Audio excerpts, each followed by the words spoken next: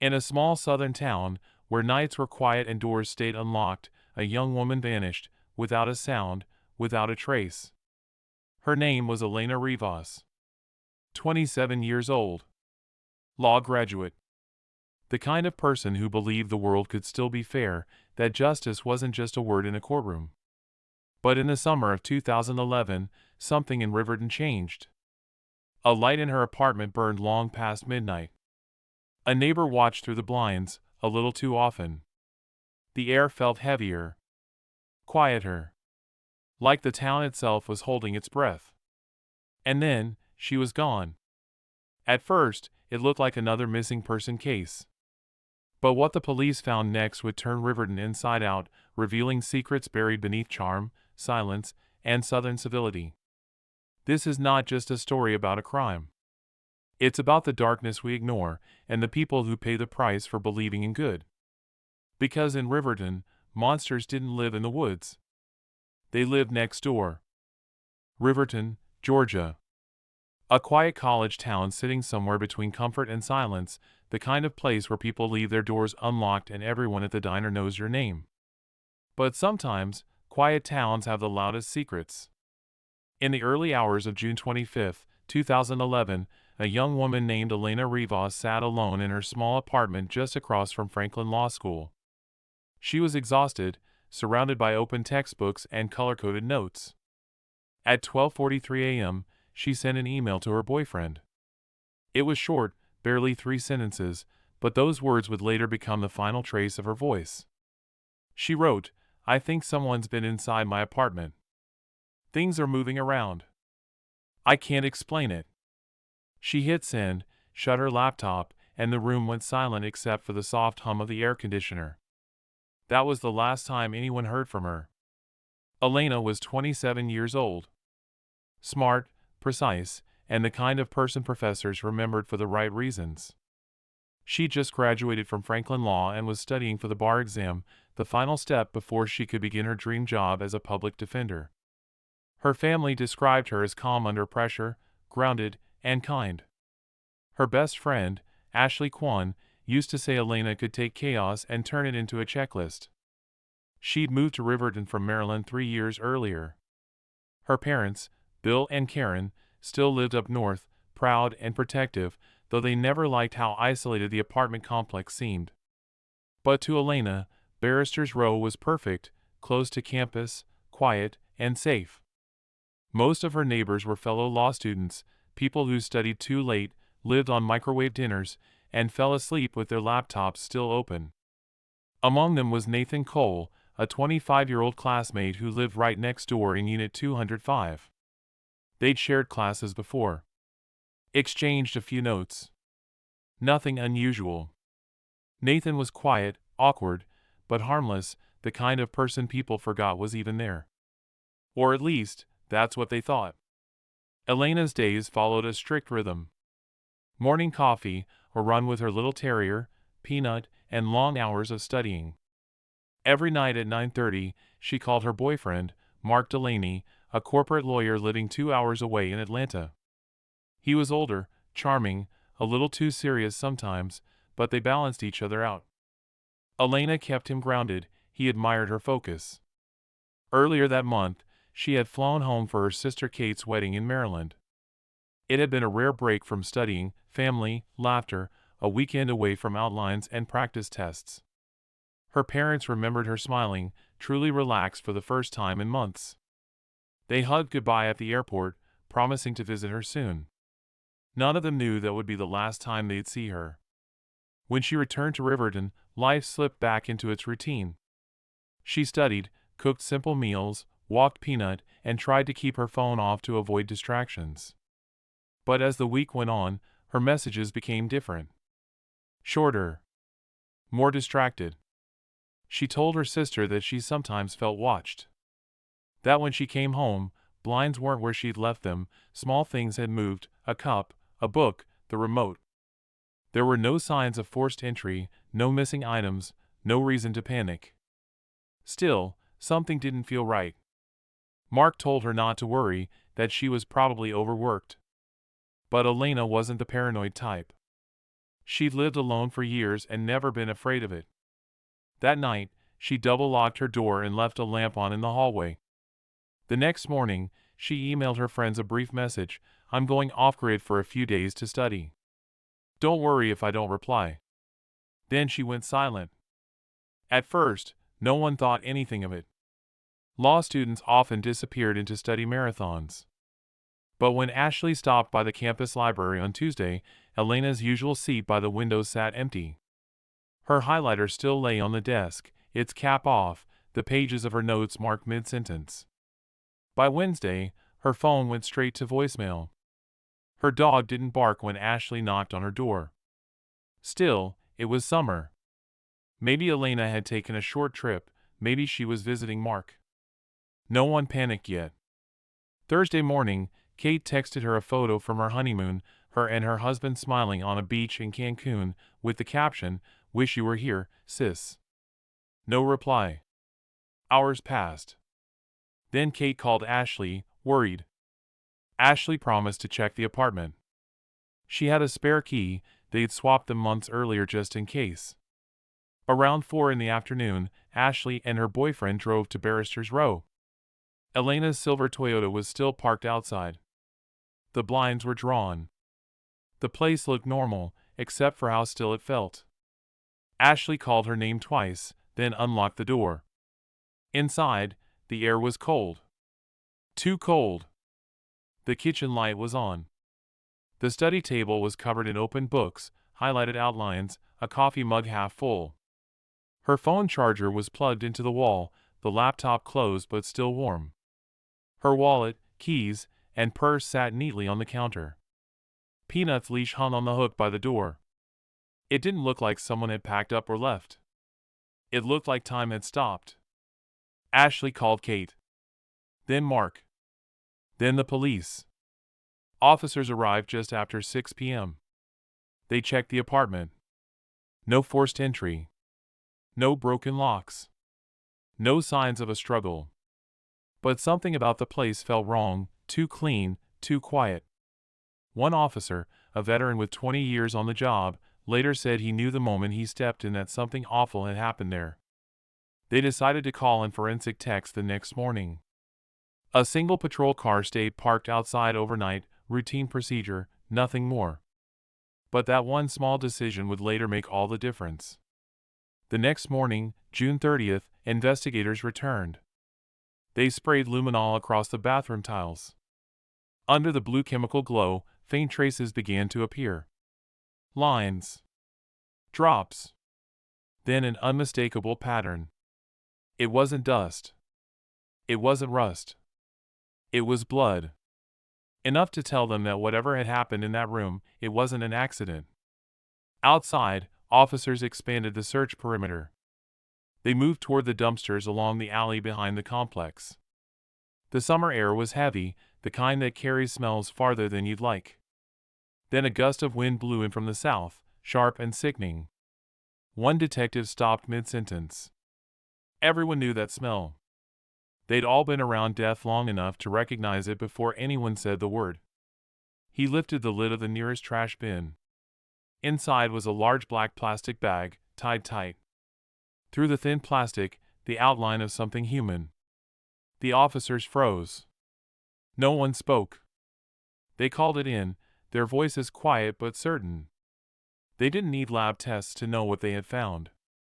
Within hours, the scene was surrounded by yellow tape and flashing lights. The news vans came, the neighbors gathered, and whispers spread across the quiet streets of Riverton. A young woman, a law graduate with a future, found murdered in her own home, in a building full of law students. It didn't make sense. But somewhere among them, behind one of those locked doors, was the person who had watched her, waited for her, and finally crossed the line. As detectives started knocking on doors and taking statements, one man stood silently at the edge of the parking lot, watching. His expression blank, his eyes fixed on the apartment next to his. His name was Nathan Cole. And before long, everyone in Riverton would know it. The morning after Elena's body was found, the sun rose over Riverton in a thin orange line that didn't seem to warm anything. The air was still heavy, like the town itself hadn't taken a full breath since the discovery. Police tape fluttered lazily in the breeze, blocking off the courtyard of Barristers Row. Reporters had already gathered on the sidewalk, holding microphones and cameras, waiting for an official statement that wasn't coming. Detective David Patterson walked up the narrow stairway to apartment 204, coffee in one hand, notepad in the other. He'd worked homicide for more than 20 years and had seen enough to know when something didn't fit. Everything about the scene, the orderliness, the silence, felt deliberate. Whoever did this didn't panic. They cleaned.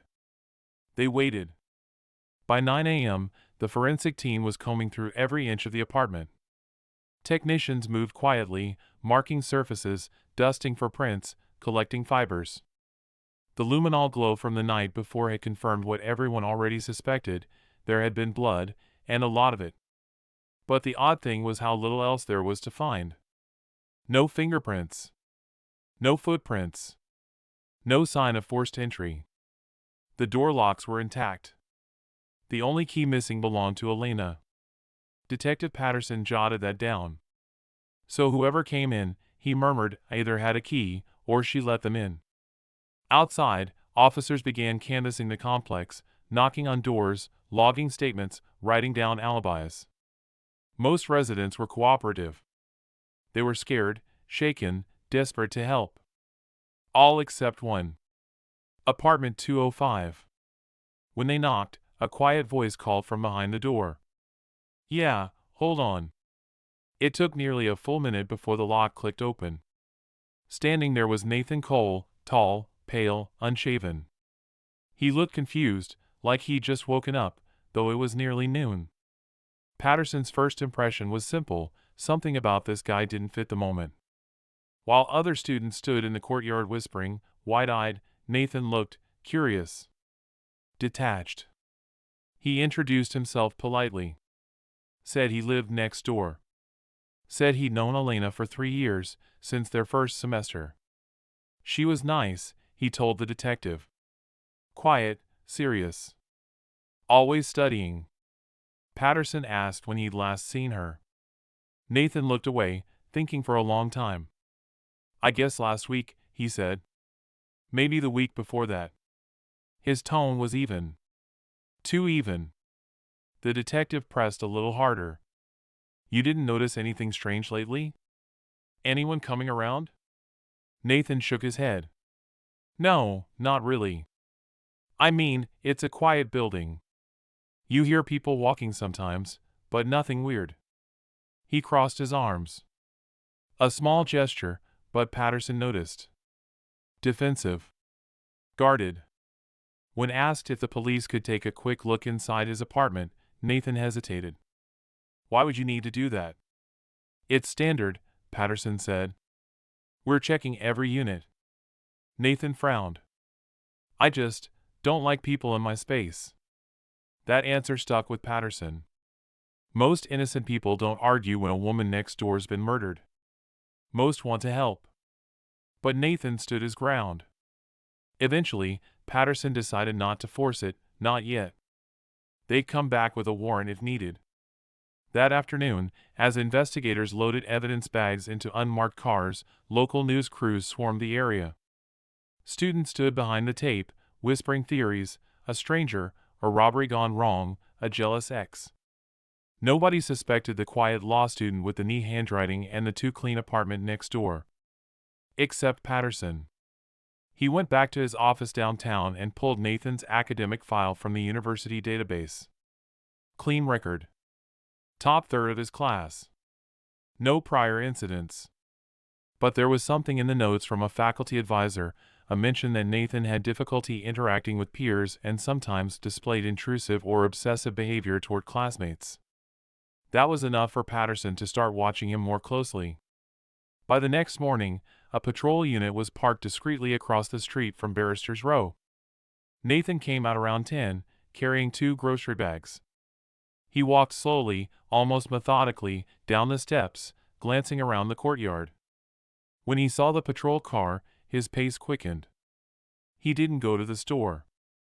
He walked straight to the dumpster area, the same one where Elena's remains had been found. He stopped for a moment, staring at it, then turned back toward the building. The officers watching him made note.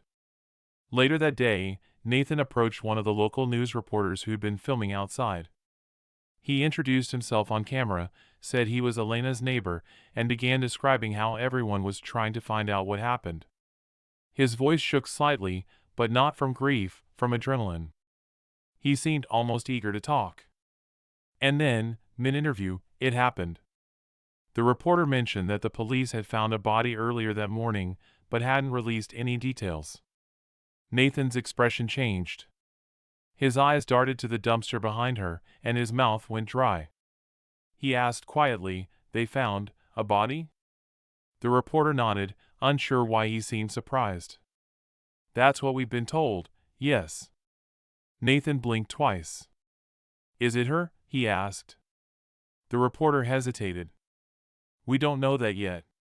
For a moment, Nathan just stared into space. His lips trembled.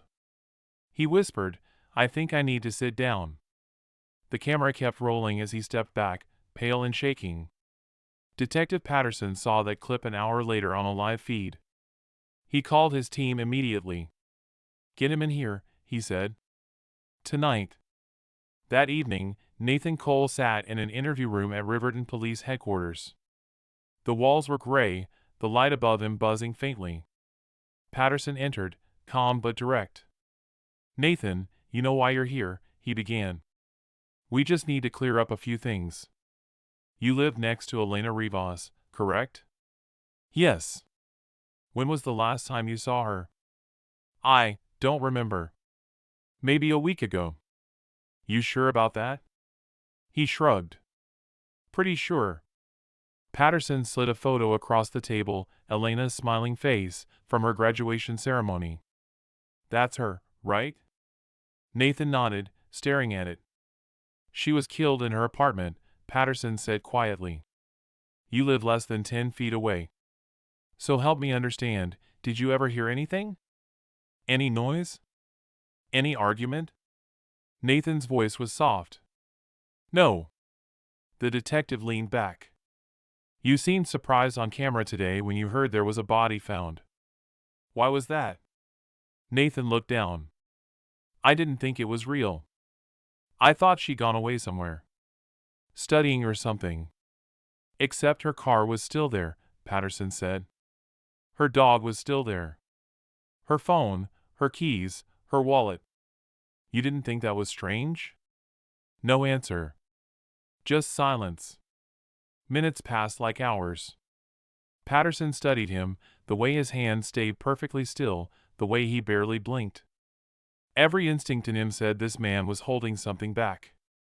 After 2 hours, Nathan asked to leave. Legally, he could. They had no physical evidence yet. Patterson let him go, but not without a quiet warning. "Stay available. We'll be talking again." As Nathan walked out of the station, the detective noticed faint red marks near his hip, barely visible beneath his shirt. "Scratches, maybe." He wrote it down. Back at Barrister's Row, officers finally obtained a search warrant for Nathan's apartment. What they found wasn't shocking at first, just clutter, energy drink cans, piles of notes, empty boxes. But as they dug deeper, the picture began to shift. Inside his desk drawer, a half-used box of gloves. In his closet, a toolkit missing one specific item, a hacksaw. On his nightstand, a flash drive labeled simply video. When the lab team opened it, what they saw froze the room. The screen showed a familiar view, the outside of apartment 204, recorded at night. The blinds half drawn. The camera positioned perfectly to see through a narrow gap into Elena's living room. The timestamp read June 25, 12:36 a.m., 7 minutes before she sent her last email. Detective Patterson exhaled slowly. The hunt was over. The evidence wasn't complete yet, but the story was starting to tell itself. Nathan Cole hadn't just lived next door. He'd been watching her. And now, the question was no longer who killed Elena Rivas. It was why. When the video ended, the room fell completely silent. Detective Patterson stood with his arms folded, staring at the frozen image on the monitor, a dim, grainy view of a window across the courtyard. The camera's timestamp read June 25, 12:36 a.m. In the narrow strip of visible light inside the window, Elena Rivas sat at her desk, typing. The same night she disappeared. It wasn't just the footage itself, it was the angle. Whoever filmed it had been standing almost directly outside her apartment. And judging from the reflection on the glass, they'd used a long stick or pole to lift the camera up toward the blinds. It was deliberate. Calculated. Predatory. Patterson took a slow breath. "All right," he said quietly to the forensic tech. "Tag that drive, duplicate it, and lock it up. We just crossed the line from suspicion to confirmation." He left the evidence room, stepping into the hallway. The fluorescent lights hummed overhead. Outside, thunder rolled in the distance, Georgia's summer heat finally breaking. In his gut, he already knew. But in homicide work, knowing isn't enough. You have to prove it. The next 48 hours were a blur of methodical digging. Officers pulled Nathan Cole's phone records, credit card statements, and computer history. Each one was like a breadcrumb leading them closer to the truth. The search history logs told a darker story than anyone expected. Phrases like how to pick apartment locks, bypass deadbolt quietly, dumpster pickup schedule Riverton City. There were hundreds of entries, obsessive, late-night spirals of curiosity that had long since crossed into fixation. Detectives also found online posts under a pseudonym that matched Nathan's email handle. In one forum, he'd written about watching people who don't know they're being watched, calling it the purest form of control. When Patterson read that line, he pushed the file away. "That's our guy," he muttered. "He's been practicing in his head for years." Forensics continued turning up small but critical pieces. A set of rubber gloves found under Nathan's sink tested positive for a faint trace of blood. A plastic bag tucked behind his couch contained the torn packaging from a hardware store hacksaw, the same brand used to dismember the body. And then came the biggest break, a partial fingerprint lifted from the camera casing on the flash drive. It matched Nathan. The circumstantial puzzle was becoming airtight. Still, Patterson knew juries cared about motive. They needed to understand why. He reviewed Elena's phone again. On the final day before her disappearance, she had called her sister, texted her boyfriend, and, at 12:24 a.m., sent one unanswered message to a number she'd saved months ago, Nathan C., neighbor. The message read only, "Are you up?" Maybe she'd heard something. Maybe she wanted to ask if he'd noticed it too. Whatever her reason, that was the last message she ever sent. By the morning of July 2nd, the warrant for Nathan's second arrest was ready. Detectives waited outside Barrister's Row as the rain started to fall. Nathan opened the door before they even knocked, like he'd been expecting them. His glasses fogged instantly in the humid air. "You're under arrest for burglary and obstruction of justice," Patterson said evenly. "We have a few more questions." Nathan didn't fight. He didn't ask why. He just stared at the floor, breathing slow and shallow, as if the outcome had already been written. They brought him back to the same gray interview room. This time, a camera recorded everything. Patterson entered with another detective, Officer Reyes, who set down a folder thick with photos. The air felt heavier now, charged. Patterson started calmly. "Nathan, we've talked before. I think you remember how this goes. You can stop me anytime you want. But I'd like to hear your side before I fill in the rest." Nathan sat still, hands flat on the table. "I don't know what else to say." "That's fine," Patterson replied. "Then maybe you can just listen for a minute." He opened the folder and slid the first photo across, a frame from the surveillance video showing Elena through her window. Nathan's face twitched, just barely. "This was taken from your camera," Patterson said. "Found in your apartment. Timestamp matches the night she went missing. You want to tell me why you were filming her?" Nathan swallowed hard. "That's not," he stopped. "Not what?" Patterson pressed. She was my friend," Nathan said quietly. "I was worried about her. She said someone was watching her. I wanted to see who it was. Interesting, Patterson said, leaning back.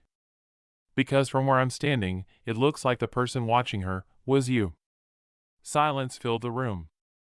Rain tapped against the narrow window above the mirror. After a long pause, Nathan whispered, "I didn't mean for it to happen." Patterson stayed silent, letting the words hang there. Nathan looked up, eyes red behind his glasses. "I just wanted to talk to her. I thought if I could get inside, if she'd just listen." He stopped again, shaking his head. She started screaming. I panicked. I didn't know what to do. There it was. The confession wasn't complete, but the wall had cracked. Reyes quietly switched off the overhead light, leaving only the soft desk lamp on the table. It cast both men in half shadow, the interrogator and the suspect, two sides of the same silence. "Tell me what happened next," Patterson said softly. Nathan's voice broke. "I tried to make it stop. Then I cleaned everything. I thought maybe I could fix it, but I couldn't. It was too late." He covered his face with his hands. "I didn't want her to be scared of me. She was the only person who ever talked to me." Outside the room, Patterson stood in the hallway while officers prepared the formal statement paperwork. He rubbed his temples, tired more than satisfied. There's no victory in closing a case like this, only the weight of it ending. He thought about Elena's parents, about her sister Kate waiting for news, about how many times he'd seen this same story play out in different towns under different names. Someone always sees the signs too late. When the full written confession came in, Patterson read it twice.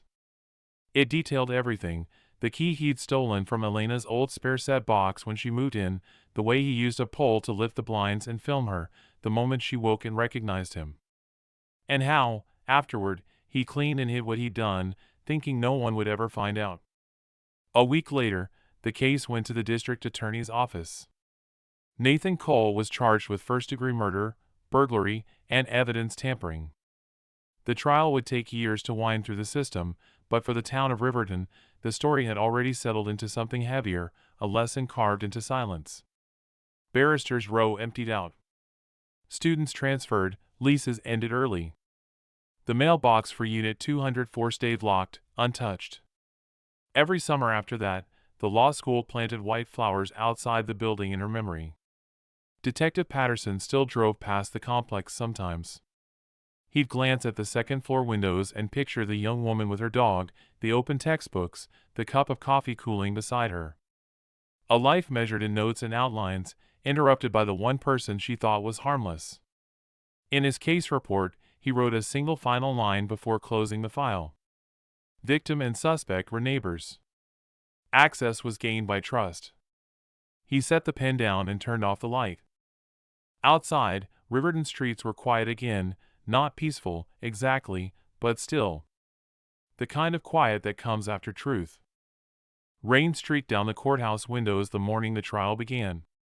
Reporters crowded the marble steps, their umbrellas bumping into each other, microphones wrapped in plastic. The story had been simmering for almost 2 years, and Riverton was ready for closure, or at least for something that looked like it. Inside courtroom 3A, the atmosphere was almost unnervingly calm. The hum of air conditioning mixed with the scratch of reporters' pens and the quiet coughs of those waiting in the gallery. At the defense table sat Nathan Cole, thinner now, his hair neatly trimmed, glasses slightly crooked. He looked nothing like the man who had once lived next to Elena Rivas. But guilt has a way of hollowing people out, leaving only the outline of who they used to be. Across from him sat prosecutor Dana Holloway, a woman known for her precision, methodical, relentless, always prepared. She had spent months reconstructing a crime that, on paper, was already solved. Yet she knew the hardest part wouldn't be proving what Nathan had done. It would be explaining why he'd done it, something no witness, expert, or detective could fully answer. Detective Patterson sat 2 rows back, hands folded. He hadn't planned to attend the entire trial, but when you spend that long chasing ghosts, you want to see them end. The judge, an older man named Henry Bishop, entered, and everyone rose. The clerk read the charges: first-degree murder, burglary, destruction of evidence. Nathan answered each count with the same 2 words, not guilty. His voice was small, flat, almost disembodied. Then, the first witness took the stand. It was Ashley Kwan, Elena's best friend, the one who had found her apartment empty, her coffee cup still half full. She spoke quietly but firmly, her words precise, her hands trembling only once when she described opening that door. It felt wrong, she said, looking toward the jury. The air felt different. Like she was gone, but the room hadn't noticed yet. The defense didn't challenge her much. They didn't have to.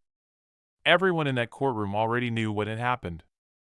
The defense strategy wasn't denial, it was explanation. They wanted to paint Nathan as isolated, unstable, lost in an obsession he didn't understand. This is not the story of a monster, his attorney said in opening statements. It is the story of a man broken by loneliness. But to the prosecution, loneliness wasn't an excuse. It was motive. When Patterson took the stand, the courtroom grew still. His testimony was factual, methodical, just like his investigation. He walked the jury through each step, the missing key, the gloves, the footage, the confession. But there was one moment where his voice softened. She trusted him, he said. That's how he got in. She trusted him. In the gallery, Karen Rivas, Elena's mother, closed her eyes. Her husband, Bill, kept one hand over hers. They had flown down from Maryland for the trial, their faces pale from too many sleepless nights. Every word was another reminder of how quickly ordinary trust can turn fatal. By the 3rd day, the prosecution had built an airtight narrative. The forensic evidence, though limited, was strong enough, the confession complete enough. But the defense made one last move. They called Dr. Miles Archer, a forensic psychiatrist, who described Nathan as a socially detached individual with obsessive tendencies and diminished empathy. The diagnosis wasn't insanity, it was something less definable, a personality hollowed out by isolation. When the cross-examination ended, Holloway looked straight at the jury. There's a difference, she said, between lonely and lethal. He knew what he was doing. He cleaned it. He hid it. And then he tried to erase it. By then, the outcome was already written. 2 weeks later, before the sentencing phase could begin, Nathan's defense team quietly reached out to the district attorney's office. A plea deal was on the table. He would plead guilty to second-degree murder in exchange for a life sentence without parole. No appeals, no retrials, no publicity circus.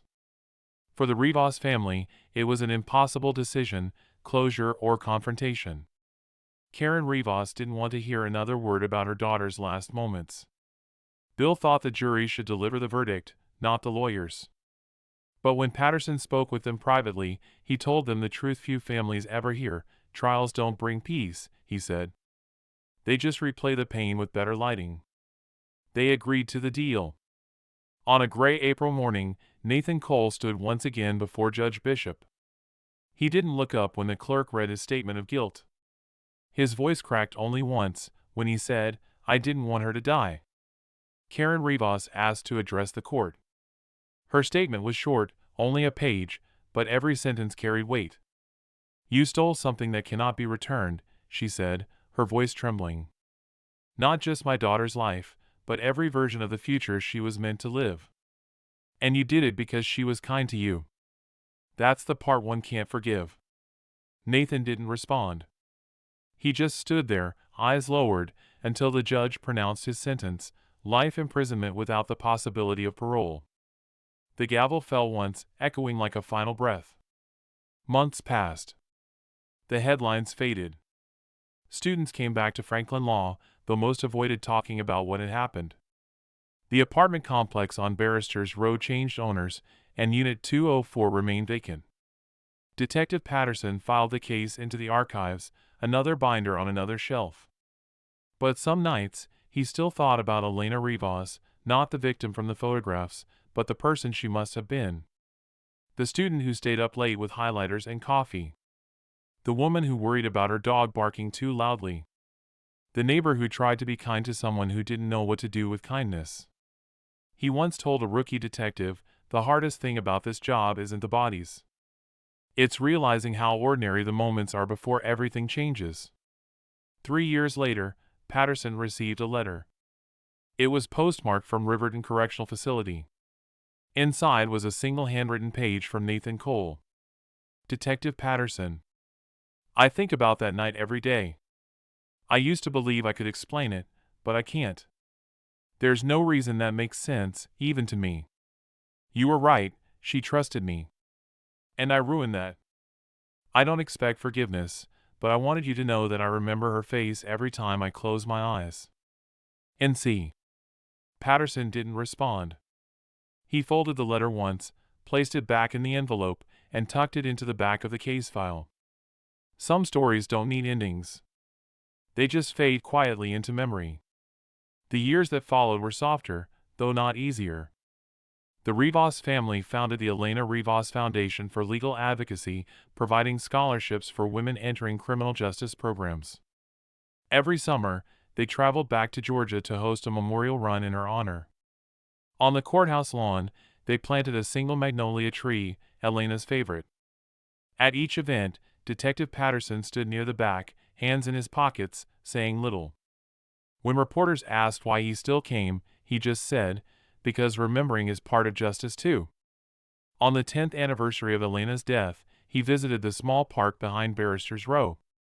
The complex had been renovated, painted new colors, but the courtyard still looked the same brick walkway, the same trees, the same sense of stillness. He sat on a bench beneath the magnolia tree and looked up at the windows. Somewhere inside, students were probably studying, laughing, living, unaware of the shadow that once hung over this place. He pulled out his notepad and wrote a single line. Evil doesn't always arrive with noise. Sometimes it knocks softly, and you open the door. He closed the book and walked away, leaving the town, the case, and the memory exactly where they belonged, in the quiet, where truth and loss often learn to live side by side. The years that followed blurred together, quiet and unremarkable, the way time often moves after a tragedy stops it in its tracks. Riverton, Georgia, began to look like itself again. Students returned to Franklin Law, new faces filled old classrooms, and the red brick apartments on Barrister's Row were repainted a softer shade of yellow. But even fresh paint couldn't erase memory. Every hallway, every window still carried the echo of something lost. Detective David Patterson stayed on the force another 5 years before retiring. Officially, it was for health reasons, too many sleepless nights, too much caffeine, too many cases that never really left him. Unofficially, he'd simply reached his limit of ghosts. The Riverton case had been the last one that truly broke him. Sometimes he still woke in the early morning to the sound of rain and thought about Elena Rivas, the woman he never met but somehow carried with him. It wasn't the crime that haunted him anymore, it was the ordinariness of it. A neighbor. A key. A misplaced kindness. He'd learned that evil didn't always announce itself with chaos. Sometimes it knocked quietly and waited for someone decent enough to open the door. Nathan Cole, prisoner number 44791, began his life sentence at Riverton Correctional Facility in the spring of 2014. He was 26 years old. The prison was gray and sprawling, tucked behind a forest line, invisible from the highway. Inside, the air smelled of metal and bleach. At first, Nathan barely spoke. The staff called him the ghost. He kept to himself in the library, reading law books, maybe out of irony, maybe out of habit. He never asked for visitors, never received mail, except for a single envelope that arrived once a year, stamped return to sender. It came from his mother. The guard said he wrote often, though no one ever saw the letters go out. Some said he was writing to Elena, others thought he was writing to himself, the version of him that might have stopped it before it happened. He never confirmed either way. One evening, about 6 years into his sentence, Nathan asked the chaplain for paper. He sat in his cell that night under the dim yellow light, writing slowly in his careful, lawyer's handwriting. It was a letter to Detective Patterson, the one the detective later tucked into the back of the case file and never answered. Inside that letter was no justification, no plea for forgiveness. Only one sentence that seemed to say everything. I thought I was invisible until she saw me. That was the closest Nathan ever came to an explanation. Outside the prison walls, life went on. The Rivas family poured their grief into purpose. They founded the Elena Rivas Foundation for Legal Advocacy, providing scholarships to young women studying criminal justice for the Elenas who never got their chance, as her sister Caitlin put it during the first ceremony. Every June, on the anniversary of Elena's death, the foundation hosted a memorial run through downtown Riverton. The route passed the courthouse, then looped around Franklin Law's campus. Dozens of students, professors, and officers ran in silence, some wearing t-shirts that read "Run for Justice."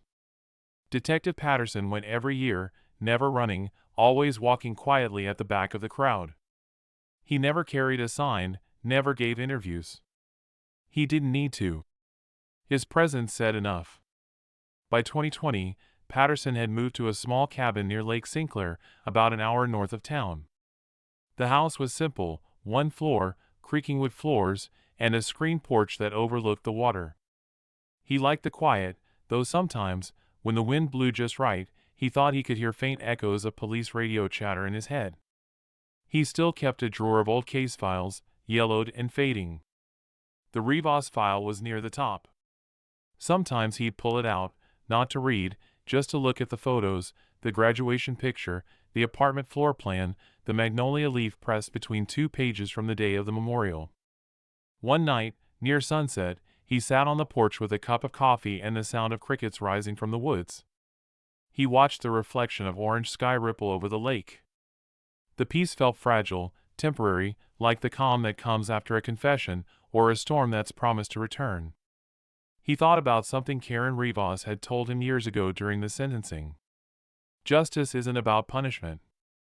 It's about remembering. He hadn't understood it then. But now, he did. Meanwhile, Riverton itself had changed.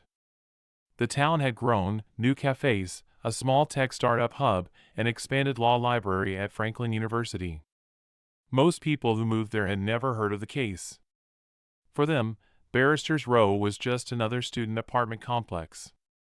But for those who remembered, certain spots still carried an unspoken weight, like ghosts visible only to those who'd seen them before. The old courtyard behind the complex had been turned into a small park with benches and flowering trees. At its center stood a simple bronze plaque that read, "In memory of Elena Marie Rivas, 1984 to 2011, justice is the quiet courage of those who keep going." Every spring, when the magnolia tree next to it bloomed, white petals would fall across the bench like snow. It became a kind of pilgrimage spot for people who'd heard about her, law students, true crime followers, local residents who'd never met her but felt like they knew her story. In 2025, on the 10th anniversary of her death, Patterson returned to Riverton. He hadn't planned to, but a letter from Caitlin arrived at his cabin. "We're holding a ceremony at the park. It would mean a lot if you came." He almost didn't go. But the morning of the event, he got in his truck and drove south. The air smelled like rain and memory.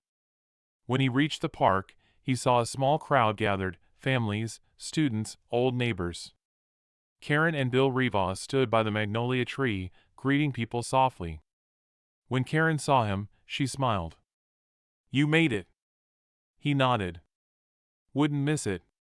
They stood together in silence for a moment. A local student read a short speech about Elena's life, her passion for justice, her dream to help those who couldn't afford a lawyer.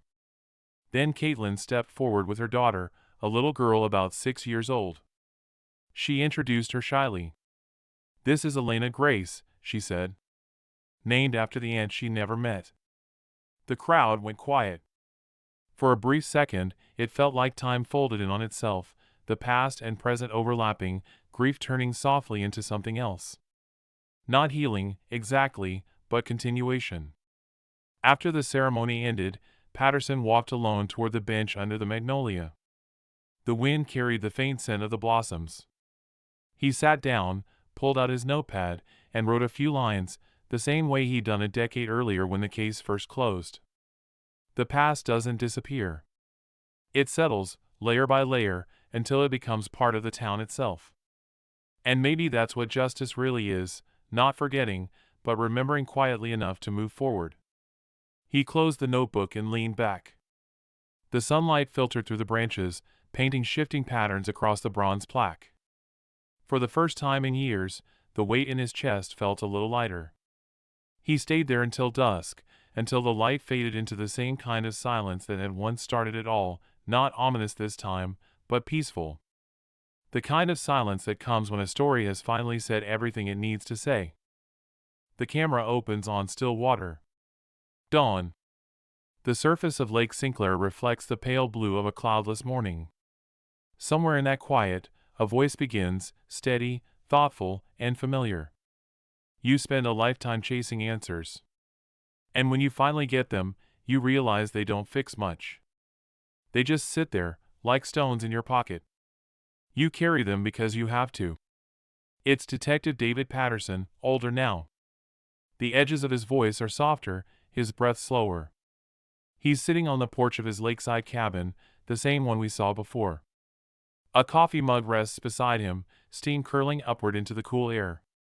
On the table lies an old notebook, its pages worn from years of notes, interviews, and confessions. He opens it. The first page is dated 2011. The words are written neatly, case number 142, Rivas, Elena M. He pauses. I thought closing this case would be the end of it. But the truth is, some stories don't end. They fade, slow enough that you almost don't notice they're still with you. He looks out toward the water, where sunlight breaks through the trees. The ripples shimmer gold. People used to ask me what haunted me most about the Riverton case. They assumed it was the crime, the details, the aftermath. But it wasn't. What stayed with me was the beginning. A young woman who worked hard, who wanted to defend others, who lived next to someone who decided to destroy her simply because he could. He flips a few pages, glancing at the old handwriting. A note reads, "Access was gained by trust." He underlined it years ago. Now he traces it slowly with his finger. That line's been following me ever since. Every time I meet someone who tells me about the world getting colder, crueler, I think of that. Because maybe it's not cruelty that's dangerous. It's trust in the wrong hands. He leans back in his chair, the wooden boards creaking beneath him. When I joined the force, I thought justice was clean. You find the truth, you prove it, and the world makes sense again. But it doesn't work that way. Justice doesn't heal people. It doesn't fill the space where someone used to be. It just gives the rest of us permission to keep living. The sound of a bird echoes in the distance. The frame widens, the lake stretches far and still, framed by tall pines. I used to wonder if Nathan Cole ever thought about what he'd done. Whether the years in that cell changed him, or if the silence there just made the noise louder in his own head.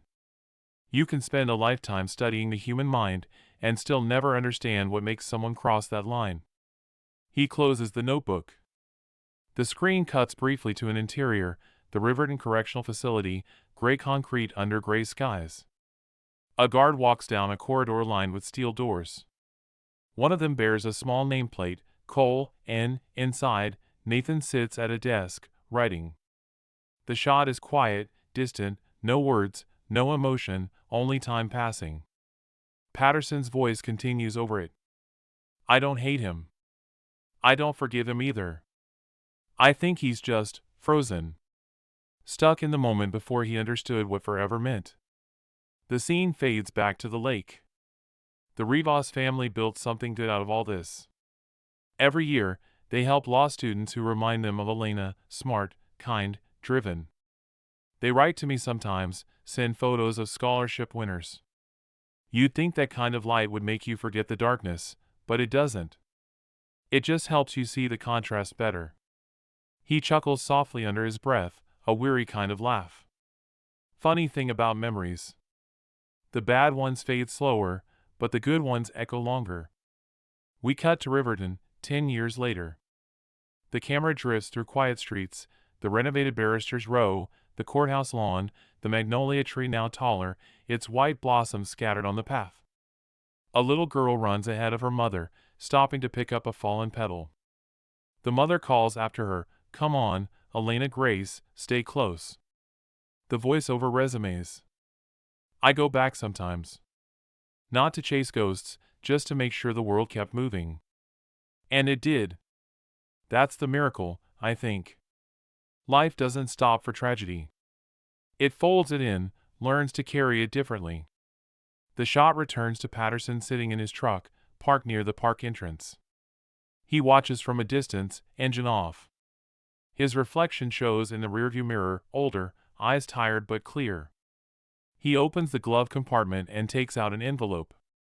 Inside is the letter Nathan sent years ago. He unfolds it slowly. The ink has faded slightly, but one line still stands out. "I thought I was invisible until she saw me." He stares at it for a long time. Then he folds it again and places it back. That's the other thing about evil. It doesn't always wear a mask. Sometimes it just wants to be seen. But recognition isn't redemption. Some things can't be undone.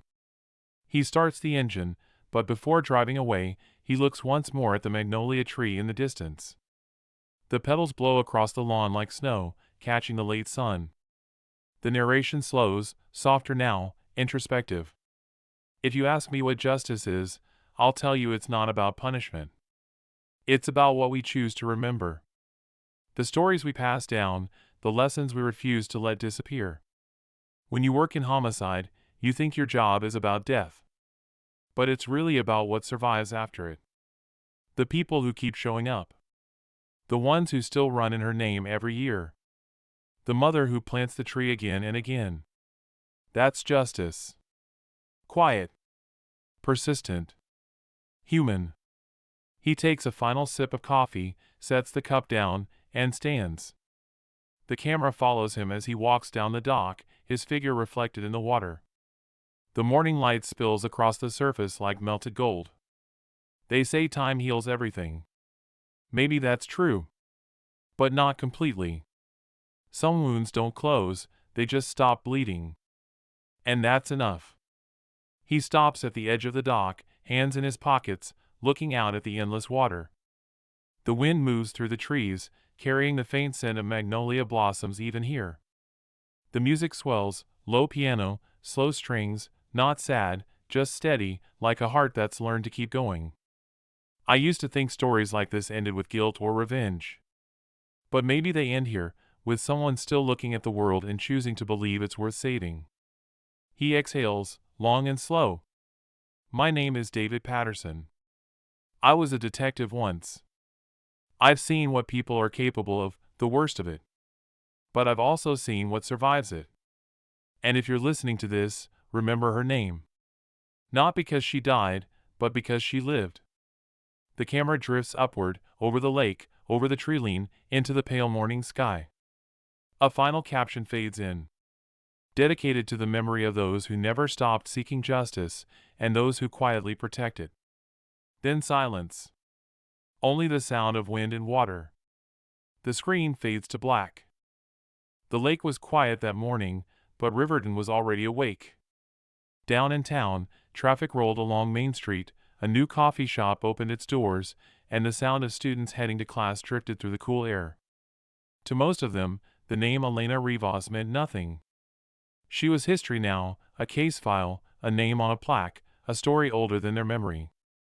But stories like that have a way of surviving.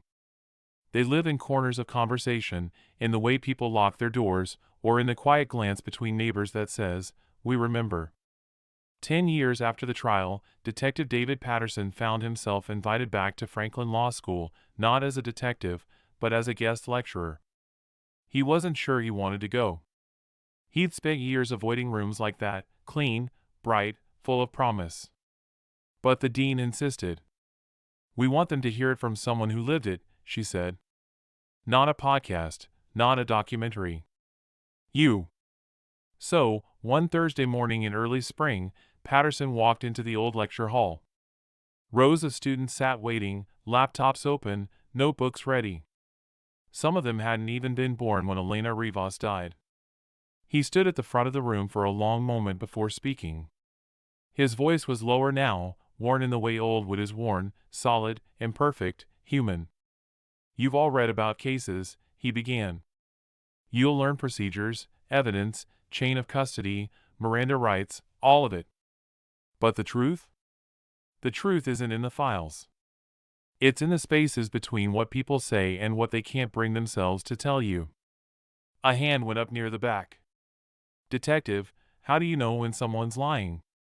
He smiled faintly. "You don't. Not at first. You watch how they breathe. You listen for what they leave out. You let silence do the work. People will tell you everything if you give them enough quiet to hang their truth on." He paused, letting the room settle. "There was a young woman once," he continued, "who believed the world was mostly good. She trusted people. She helped her neighbor carry groceries, shared notes for exams, smiled even when she was tired. That neighbor watched her longer than anyone realized. And one night, he decided the world owed him more than kindness. He decided he was entitled to her life." The room went completely still. The students didn't type, didn't whisper. "You'll read this case in your textbooks one day," Patterson said. "But I don't want you to remember it for the horror. Remember it for what it taught us, that justice starts in the smallest choices. Who we notice. Who we ignore. Who we believe." After the lecture, a young woman approached him. She wore glasses and carried a worn-out notebook filled with color tabs. "My name's Elena Rivas," she said shyly. "I'm applying for the Rivas Foundation scholarship. I want to be a public defender, like she wanted to be." Patterson nodded. "Then you already understand what she stood for." That night, as he drove back to the lake, he realized something: the story hadn't ended with him. It was still moving, quietly, through others. Meanwhile, Nathan Cole remained where he'd been all along, in a concrete cell 3 hours south of Riverton. The prison records showed little change. Good behavior. No disciplinary incidents.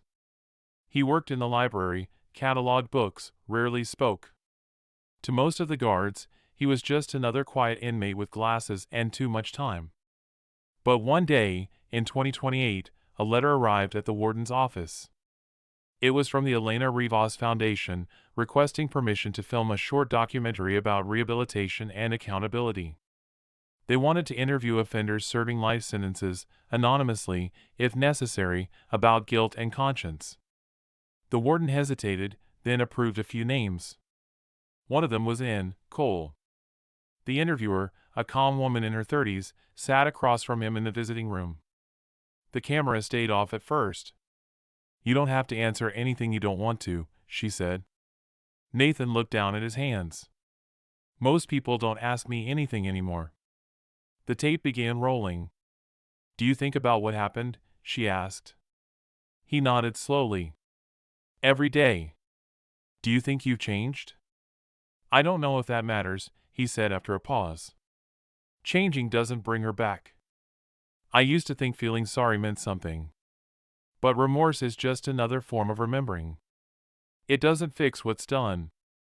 The clip never made it into the final film. But when Patterson saw the rough cut months later, he understood why it mattered. Nathan wasn't seeking redemption. He was acknowledging the one truth everyone in that case had learned: some things can be understood, but never undone. In Riverton, the magnolia tree grew taller each year. Its branches stretched across the park path, shading the bronze plaque beneath it. Locals began calling it the lawyer's tree. Students left small cards at its base during exam season, hoping a little of Elena's strength might rub off on them. One spring afternoon, Caitlin Rivas brought her daughter, Elena Grace, to the park. The little girl, now 10, carried a small notebook with her own drawings. She stopped under the tree and looked up. "Mom," she asked, "was she brave?" Caitlin knelt beside her.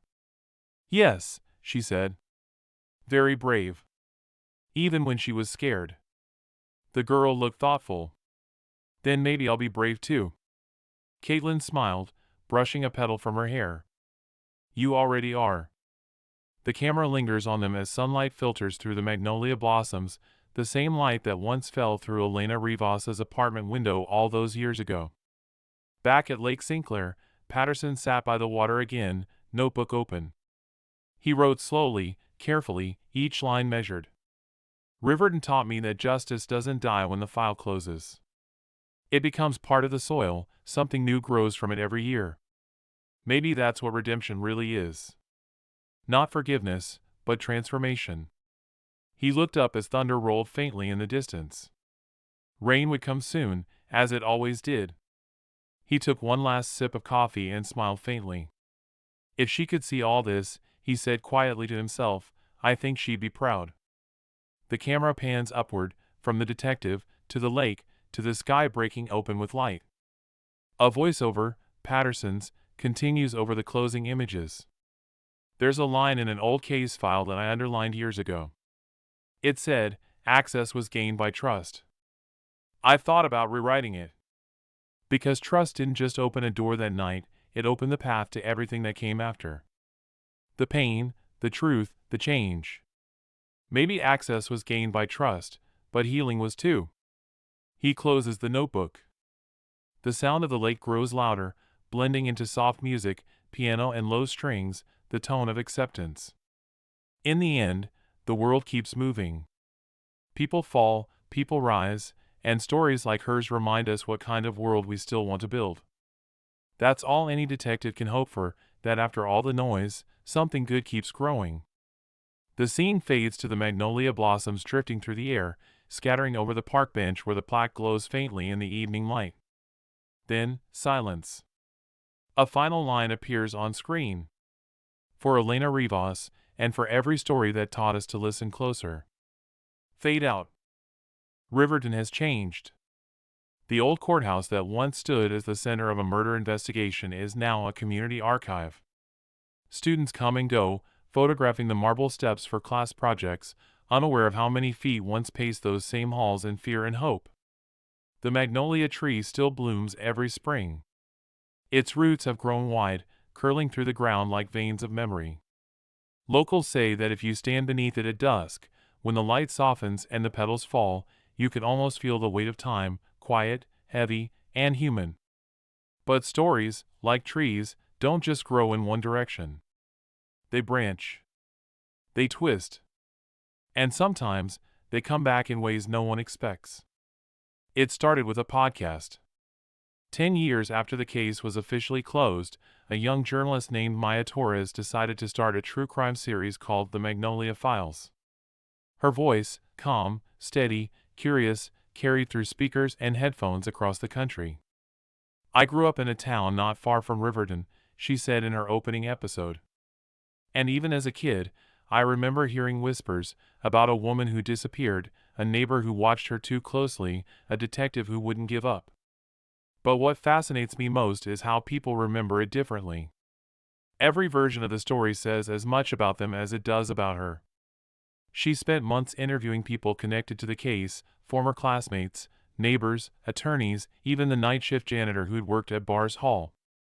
One of her guests was Detective David Patterson himself. He was older now, retired, with silver hair and a slower rhythm to his speech, but his mind was sharp as ever. You ever think about it? Maya asked him. Every day, he replied simply. Do you ever regret the way it ended? No, he said. Justice isn't about satisfaction. It's about balance. Sometimes you don't get clean endings. You just stop the bleeding. The podcast aired in weekly chapters, one for each year since Elena Rivas's death. By the 4th episode, the Magnolia Files had gone viral. Listeners debated everything from the police response to the psychology of obsession. A generation too young to remember the real trial was suddenly captivated by it. And with that, the story of Riverton found new life. Maya's next guest was Elena Grace, now 20 years old, bright, articulate, studying criminal law in Washington, D.C. She had her mother's soft eyes and the same quiet strength that defined her aunt. Do you remember her? Maya asked gently. Elena smiled faintly. Not really. I was born after she died. but I grew up under that tree, the one in the park. My mom said she planted it so we'd never forget. When I was little, I thought it was just a nice place to sit. But when I got older, I realized it was more like a promise. A promise of what? That kindness isn't weakness. That trusting people still matters, even if it hurt once. And Elena believed in people. I think she'd want us to keep doing that. Her words spread online, quoted, shared, and replayed thousands of times. A girl who never knew her aunt had become the voice of her generation's empathy. Meanwhile, deep in the archives, a researcher named Jonas Vick uncovered a set of forgotten files from the original investigation. Digital copies of court transcripts, interrogation notes, and even an audio recording from the day Nathan Cole was questioned. Jonas wasn't looking to reopen the case, he was studying bias in criminal investigations, but what he found painted a fuller picture. It wasn't just about one man's obsession. It was about a system built on silence, fear, and the limits of understanding another person's mind. He reached out to Patterson, who agreed to meet him one last time. They sat at a small diner off Highway 41, the same kind of place they'd met witnesses years ago. Rain tapped softly on the windows as Jonas slid a printed transcript across the table. "Did you know he wrote this?"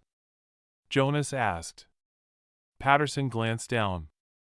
It was a short statement written in Nathan Cole's handwriting. "If I could trade my memory for hers, I would. Because what I remember now, I wouldn't wish on anyone." Patterson stared at it for a long time. "He never gave that to us," he said quietly. "Maybe he didn't know how." Jonas nodded. "Or maybe he didn't want it to sound like an excuse." They sat in silence after that, two men separated by time but bound by the same question: what do we do with the truths that arrive too late? As the Magnolia Files reached its final episode, Maya ended with a line that would be quoted in articles for years to come. The story of Riverton isn't just about what one man did. It's about what everyone else did next, how they chose to remember, how they chose to change. That's the real legacy of the Magnolia tree, not what was buried beneath it, but what keeps growing above it. The podcast earned national awards. Documentaries followed. A streaming series was announced, based on true events, of course. But Detective Patterson never watched it.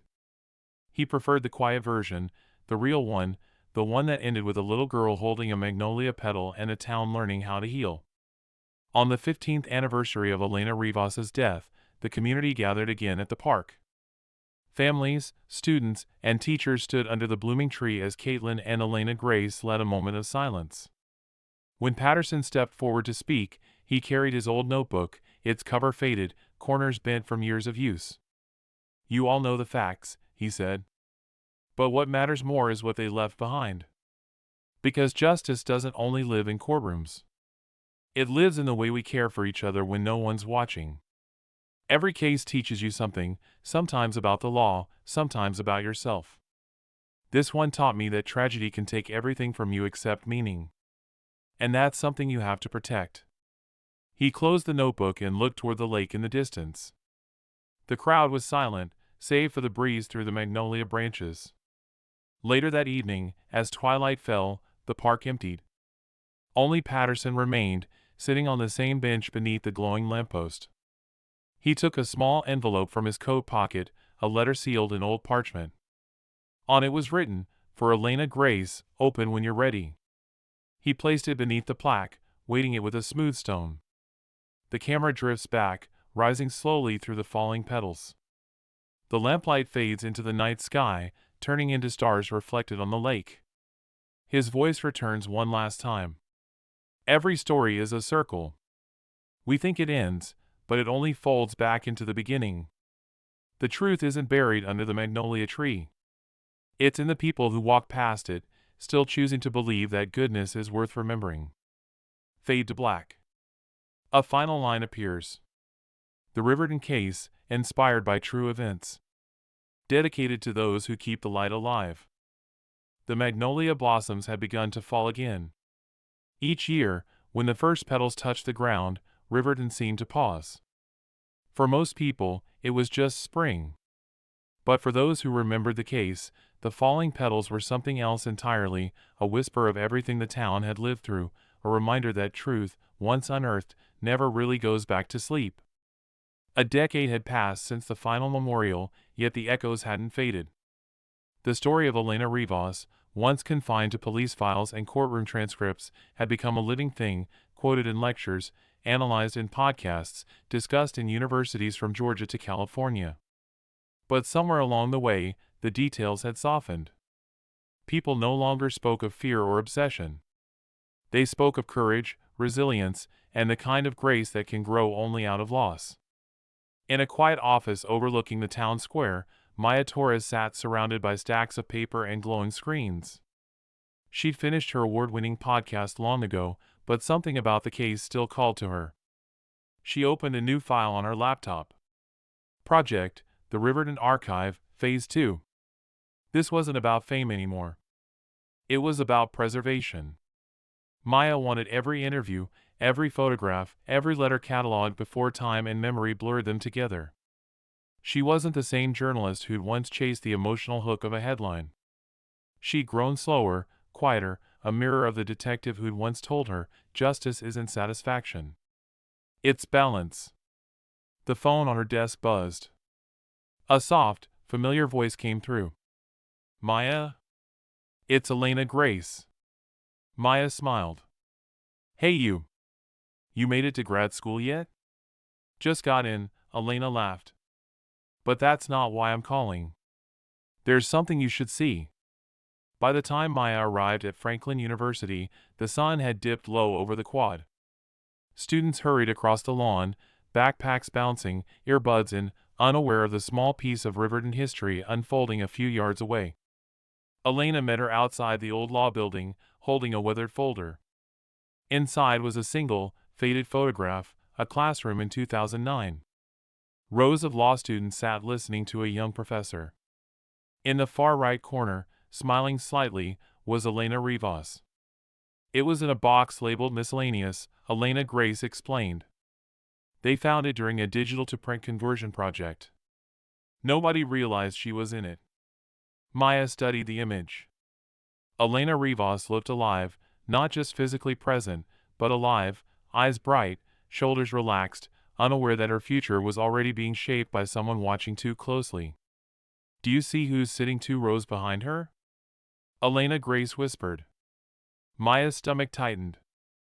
There he was, Nathan Cole, head tilted slightly, gaze fixed on her from behind his glasses. A chill passed through both women. I knew he was in her class, Maya said slowly, but I didn't realize how close. It's strange, Elena Grace murmured.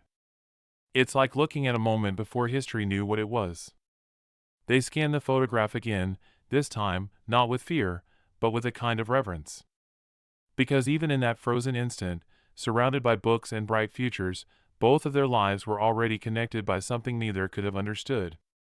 That night, Maya returned to her office and placed the photo in a protective sleeve. Then she began to write. Every case begins as a set of facts. Over time, it becomes a collection of voices, each one carrying the weight of how they saw the truth. But truth isn't fixed. It moves, it bends, it grows roots in places we don't expect.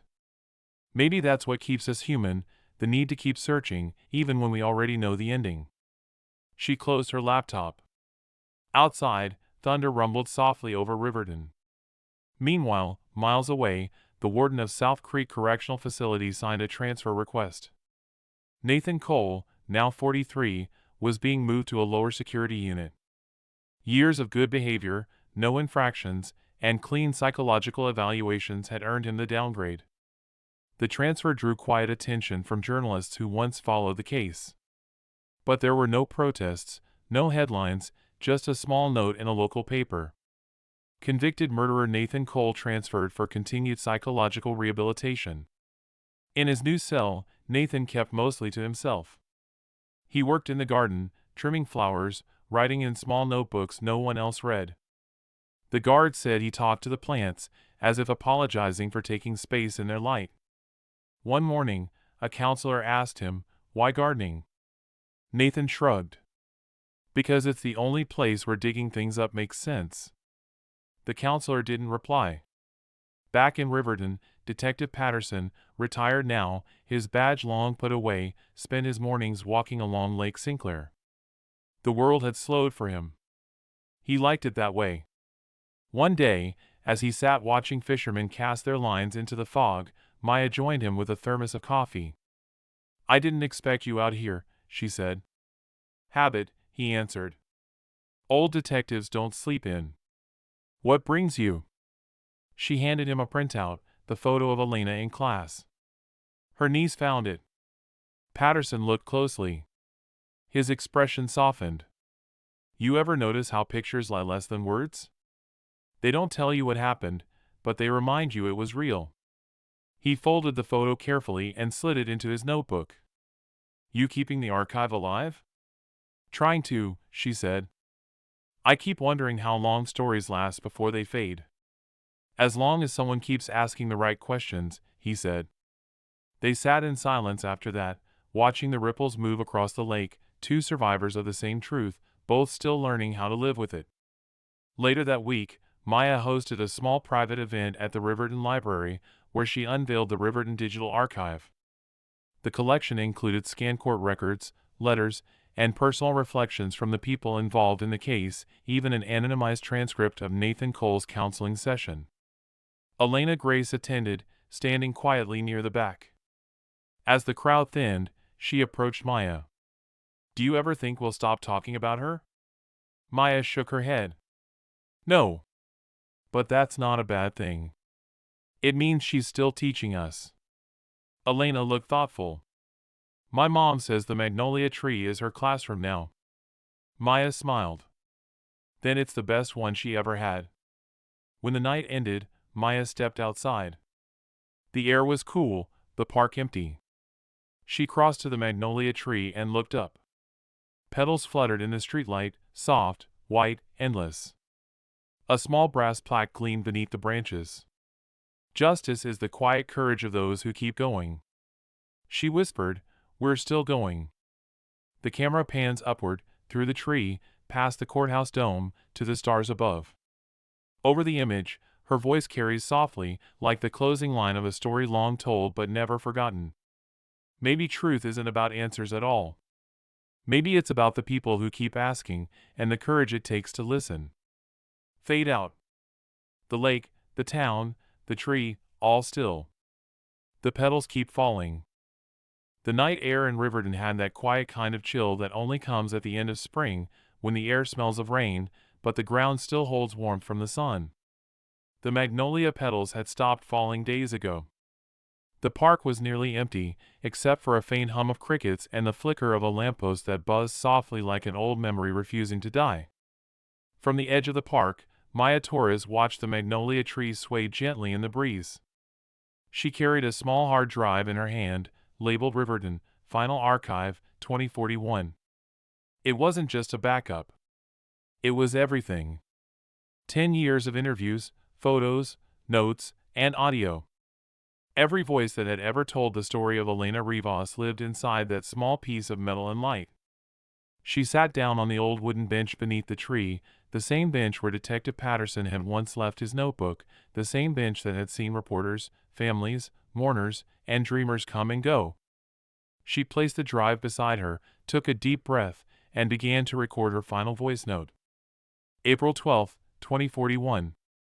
This will be the last entry for the Riverton Archive. After today, the files will be sealed and donated to the Georgia State Historical Library. It's strange, I thought I'd feel relief, but it feels more like saying goodbye. Her voice trembled slightly, but it wasn't sadness. It was reverence, the kind that comes when a story finally exhales. Earlier that morning, she had visited Detective Patterson at his small home near Lake Sinclair. He was older now, his hair a soft silver, his once sharp eyes mellowed with time. A cup of coffee steamed between them as they sat on his porch, watching the light move across the water. "You really think it's time to close it up?" he asked, his tone calm but curious. "It's been 30 years since it happened," Maya said. "The town has healed. The families have moved forward.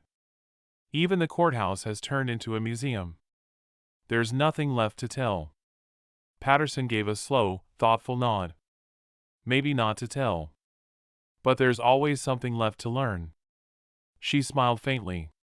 You still sound like a detective. And you still sound like someone who doesn't know how to let go, he said with a small grin. They both laughed, but there was truth behind it, the kind that doesn't need to be explained. Before she left, Patterson handed her something wrapped in brown paper, his old notebook, the one he'd carried through the investigation all those years ago. Take it, he said. If anyone's going to close the book, it should be you. Inside were pages filled with handwritten thoughts, sketches of evidence, and lines that blurred between case notes and confessions. On the last page, in fading ink, were the words, "Truth outlives us all." Back in the present, Maya looked down at the magnolia plaque. The bronze had worn with age, but the engraving was still clear. Justice is the quiet courage of those who keep going. She pressed record again. People ask me sometimes if I think it was worth it, all the years spent digging through the past. And I always tell them yes. Because truth doesn't belong to the people who lived it. It belongs to everyone who learns from it. Her eyes lifted toward the lamplight.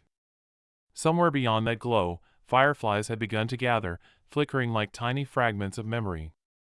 Across town, in a small classroom at Franklin Law School, Elena Rivas stood before a group of first-year students. She was now in her 30s, confident, composed, but still carrying that same quiet warmth her aunt once had. Behind her, projected on the wall, was a single image, the magnolia tree at sunset. When people talk about the Riverton case, she began, they often ask what kind of justice can come from tragedy. But I don't think justice is something that ends. It's something that echoes, through the people who choose to remember. A student in the front row raised his hand. Do you think forgiveness plays a part in justice? Elena thought for a moment. I think forgiveness is the space between pain and peace, she said. You don't owe it to anyone, but sometimes it's the only way to move forward. Her voice was steady, but her eyes glistened. She ended the lecture with a quote, one her mother used to say, one her aunt had lived by. Kindness isn't weakness. It's the hardest thing in the world to keep. When class ended, the students filed out quietly, some wiping their eyes. Elena stayed behind, staring at the image of the magnolia tree. For a brief second, she imagined her aunt standing there beside her, smiling, proud, free. That evening, Maya finished uploading the archive to the library's secure server. The screen blinked. Transfer complete. Archive sealed. She leaned back in her chair, exhaling slowly. Outside, the first drops of rain began to fall, tapping softly against the window pane, gentle, rhythmic, like a heartbeat calming after years of running. She thought about all the people who had been part of this story. Elena Rivas, whose light had started it all. Detective Patterson, who'd carried truth on his shoulders. Elena Grace, who turned memory into purpose. And Nathan Cole, the man whose darkness had become the mirror in which the town found its own reflection. Maya whispered to herself, it wasn't just one story. It was all of ours. Hours later, as midnight approached, she returned to the Magnolia Park one last time. The air smelled of rain and earth. The lamppost shimmered through the mist. She placed Patterson's old notebook at the base of the plaque, next to the magnolia roots. Then, she set down a small metal tag that read, Archive closed. Truth preserved. For a long moment, she just stood there, listening to the wind move through the branches. Her final voiceover begins softly, like a whisper carried through time. The first time I came here, I thought the magnolia tree was just a symbol. But it's not. It's a witness. It's seen every version of this story, the pain, the search, the healing. Maybe that's what truth really is. Not a revelation, not an ending, but a witness that stands through it all. She looked up, watching the moonlight break through the clouds. And as long as someone keeps standing beneath it, asking the right questions, the story never truly ends. The camera pans up from her figure, past the branches, through the mist, toward the sky filled with faint stars.